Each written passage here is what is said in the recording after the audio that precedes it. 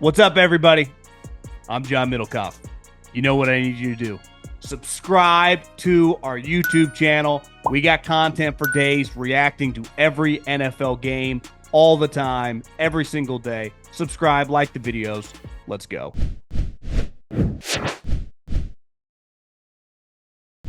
What is going on, everybody? My game plan today was to record a little golf podcast to get us into the week. I got leaving for Lake Tahoe. We got people coming over to watch the house, had a million things to do. And then early this morning, we had a trade break in the National Football League. Just jumped out of the shower, and I'm like, you know what?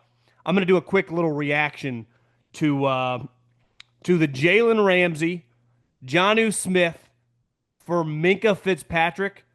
Got to be honest, I think most would agree we didn't see this one coming. And it came. And now Minkah Fitzpatrick is back on the Dolphins, where he was originally traded for. Obviously, the Steelers, once upon a time, traded a first-round pick for him. He'd been a really good player.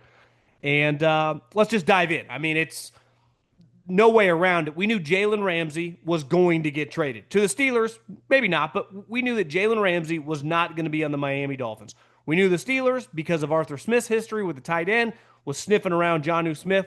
I do think the Minkah Fitzpatrick curveball kind of came out of nowhere. And now you have the Pittsburgh Steelers that come into this, training camp in a month, adding a lot of different people, right? I mean, Jalen Ramsey, I don't want to say a huge personality, but has been traded from a couple different places. And I would say that the Rams was probably more financial. This one was a little more personality. You bring in DK Metcalf, which gets a personal foul every other game. You got Aaron Rodgers, who, like I talked about on the podcast the other day, I just watched Enigma. I don't recommend it, but if you want a weird cat, 41 years old, a lot of moving parts. Now, in fairness to the Steelers, you go, well, look at what we've been doing. We haven't been anywhere close, even though we've been making the playoffs. I've been saying this for a while. You have the Chiefs, who are in their own little world, right? They go to the Super Bowl, it feels like, every year. Then you have this next group of teams, one of them being in their division, their rival, the Ravens and the Bills, who we've seen them play in the playoffs the last couple of years and didn't come within, single digits in those playoff games. And this year against the Ravens was a fucking shellacking. And if you look at the way they played down the stretch, they were getting worked. Even the Bengals, who missed the playoffs, there's no one that would have argued by the end of the season the Bengals were a much better team than the Steelers, and obviously they beat them at the end of the year. So sometimes you got to mix it up. I got to be honest, though, doing this after OTAs feels a little weird, feels pretty dramatic. I do think from a financial standpoint, Minkah Fitzpatrick essentially has 2 years left on his deal, but really this is the last deal.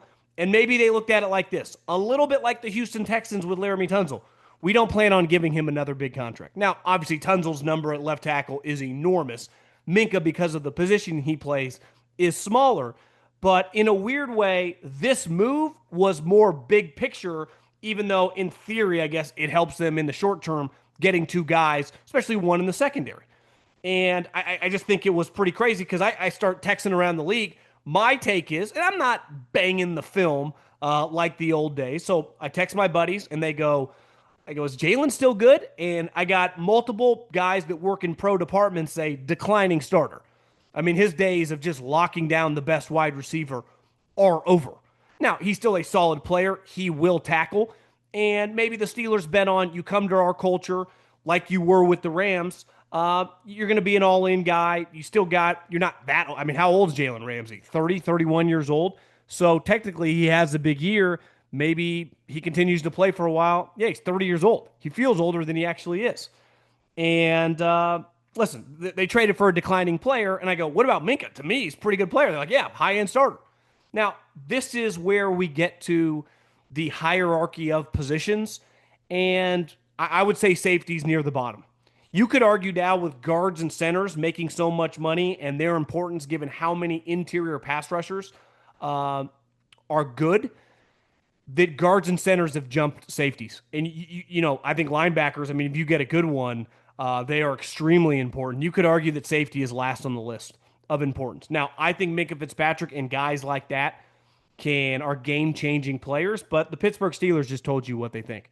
They think his value, despite being a high-end player, is a little bit overrated because you see it on paper. You're like, what did they just do? And I saw on the internet, like, it's not like the Steelers' defense was that good last year, right? I think, their pass defense was near the bottom of the league. And I do think if you look historically at the Steelers, whenever you see clips of like the late Cowher days or the early Tomlin days, they had a lot of tall corners. Like they have an organizational philosophy that comes from the owner. They want to run the ball, Arthur Smith, Caleb Johnson. They want big corners and pass rushers. And they add Darius Slay and they add Jalen Ramsey, two guys who you would say their arrow is pointing down. But given the way they want to play, maybe they think that, based on we're losing a safety, it's not like he's matching up with, Jamar Chase or, the Ravens, Zay Flowers. So one of those guys, and Jalen has before, you can move him around a little bit, put over if you're playing a really, really good tight end. I'd say overall, it just shows you. I mean, the Steelers are just like going for broke. Fuck it. And in a weird way, clearing their books for the future and getting rid of a guy, getting short-term value right now. I think it's pretty risky because the other thing, and this is what assistant GM told me, Minkah's intangibles are pretty elite. Like what he brings you, in terms of leadership, in terms of practice habits, in terms of just focus, pretty special. Like he's a check all the boxes. Sometimes when these teams do their draft content and we get like an inside look of like, he was a star player, he was a horseshoe player, he was a gold star player. Like, that's what this type guy is, and that's hard to quantify sometimes. So just like, well, he only had one interception. Well, it's like, well, what he's bringing to the table, Jalen Ramsey's not exactly bringing to the table. And maybe they think that, like, that's a little overrated. We have other guys that can fill that role. I mean, that's why we pay TJ all this money, and Cam Hayward's still around. Like, they can run it. Because statistically, like, at the end of the day, this is a production-based business, and we need to be better. Like what we've seen the last couple years, and this is why I have been out on them. It's like, it's just not good enough. Like I've seen you with these players in these biggest moments and you're just not good enough. I still don't think they're good enough, but like, listen, they did it last year. Take a big swing at quarterback with a couple guys who they technically got for cheap in Russell and Justin Fields. Hopefully it upgraded them from the Kenny Pickett, Mason Rudolph situation. And now they're doing it again with Aaron Rodgers. They're hoping that upgrades and they go, actually, maybe this helps our defense a little bit, getting these tall, long corners. I still think it's crazy ever trading a player like Minkah Fitzpatrick who has lived up to you trading for and then brings all that stuff. But, like, this is a business. And this is not one of those worlds where you just pay everybody. That's not how it works. And they have some high-priced guys. I would imagine they have to double down over the course of the next month or two on TJ Watt, giving him that Myles Garrett, that Max Crosby, like $100+ million. And maybe they want some wiggle room. Pro golfers drive for show and putt for dough. The easiest shot for you to make some dough? Betting on this week's tournament at DraftKings Sportsbook. From the opening round to live on Sunday, DraftKings Sportsbook has you covered with live betting and player props. I'll give you something. We got the Rocket Mortgage Classic this weekend, up in Detroit. And Colin Morikawa is currently the betting favorite. But how about Cam Young? You get it plus 2,800. That's bet $100 to win 2,800. And you can also get them 5-1 to top 5, plus 260 to top 10. The other thing that's great about golf, you can bet on guys to top 10 to top 20. Don't even need them to win the tournament. So if you want to get in on the action, I highly recommend it. And here's something for our first timers. New DraftKings customers can bet $5 to win $150 in bonus bets instantly. Download the DraftKings Sportsbook app now. Use the code JOHN. That's code JOHN for new customers to get $150 in bonus bets instantly when you bet just $5.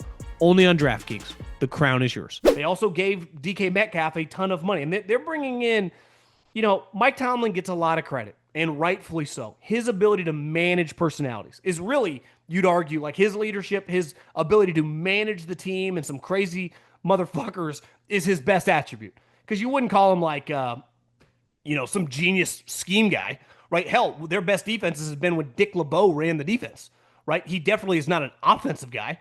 So you go, hey, Mike, Godspeed. Here's Rodgers. Here's DK. Here's Jalen. Go get them. Because it's unfair, and I know coaches and executives love to say this, is like our best teams are when our locker room runs the team. And that's true, but it's also pretty easy to do that. Like I've seen some of the good Niner teams, like where our locker room handles it. Yeah, you got a bunch of high-level guys. Like no one's really fucking around. It's much harder when you got all these different personalities. It's hard to be I mean, who is more famous than Aaron Rodgers in the NFL? Maybe Mahomes, maybe. And you'd argue, I mean, honestly, if you just asked, they're probably equal. Like you ask someone's grandma, you ask someone's wife, like you have the most famous player in the league on your team who's a little bit of a lightning rod and from a playing standpoint is all over the map. Because to me, if you're this is the easiest trade the Dolphins ever are going to make. We're trading Jalen Ramsey. Like he's not going to be on the team. He clearly wasn't showing up to meetings on time. Our organization was over him. And we're going to get Minkah Fitzpatrick back. Listen, who else are we going to pay? Tyreek Hill's probably not going to be on this team in a year. We will just get a guy that we originally drafted back in the building, and we'll just keep him around.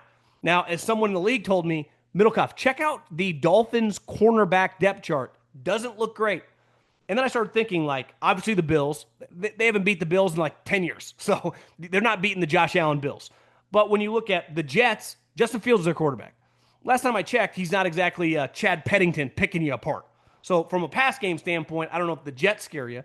And then the Patriots, from a personnel standpoint, is not great. And if you look their offensive coordinator, Josh McDaniels, I mean, I don't want to call him a dink and dunk offensive coordinator, but the most success they had in New England, especially over his second kind of run post Randy Moss, was Edelman over the middle, Gronk at tight end, and throwing to the running backs. And if you look at their personnel, it's clearly not as good as those teams. So it's like they're not going to be the most explosive offense. Maybe you think you can get by for a little bit. Now, you guys know where I stand on the Miami Dolphins. I think they're going to be terrible. And there's already been a lot of buzz about Mike McDaniel getting fired at the end of this year.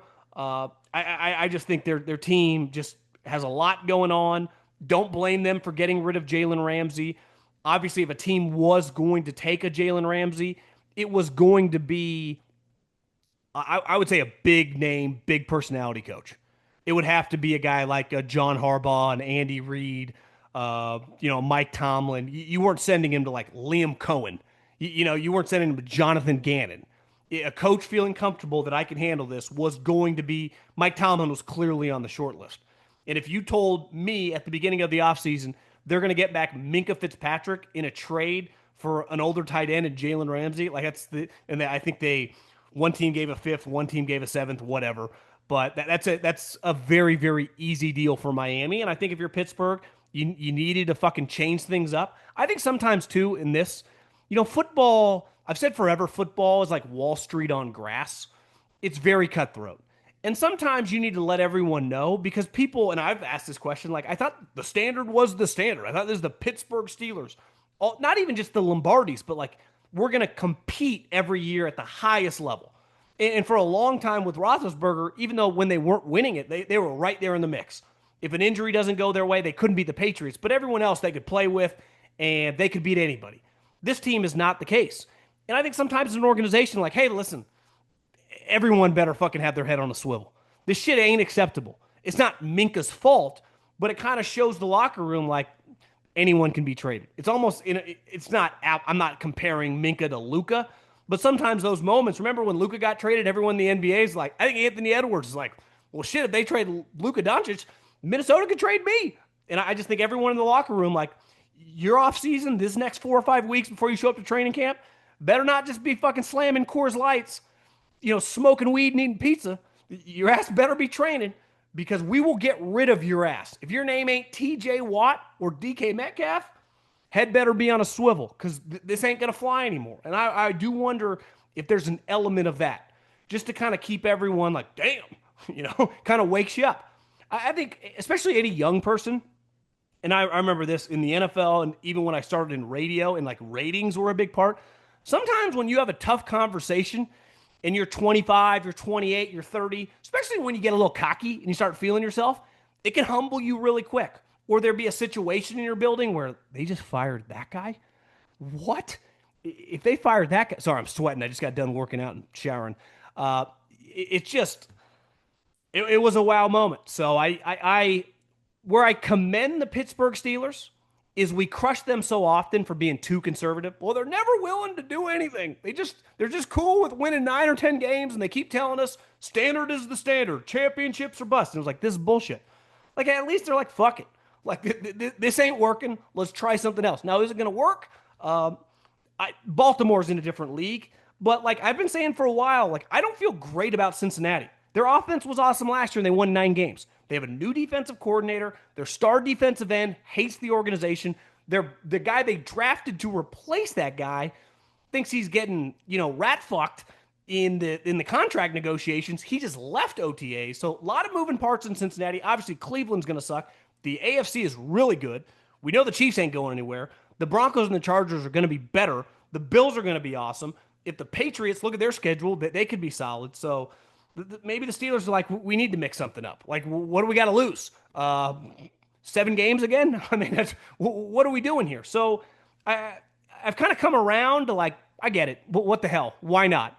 And like I said, the ramifications in the locker room, like, this ain't good enough.